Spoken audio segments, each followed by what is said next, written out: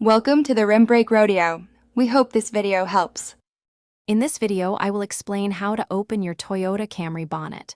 First, locate the primary release lever inside your car, typically on the driver's side. It's usually found near the floor, just below the dashboard. Give this lever a firm pull towards you. You should hear a distinct click, indicating that the bonnet has partially unlatched. This initial step is crucial for accessing the secondary safety mechanism. Now, move to the front of your Camry.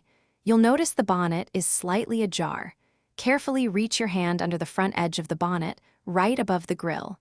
You'll feel a small secondary safety latch. Depending on your model, you'll either push it to the side or pull it up to fully disengage the bonnet. This mechanism prevents accidental opening while driving. With both latches released, gently lift the bonnet upwards. It should open smoothly.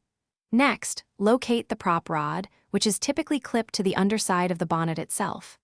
Unclip it and firmly insert the end into the designated hole on the engine bay frame. This ensures the bonnet stays securely open while you work, preventing it from accidentally falling.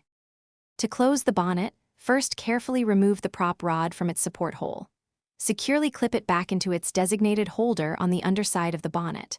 Now, gently lower the bonnet until it's about 12 inches from fully closing.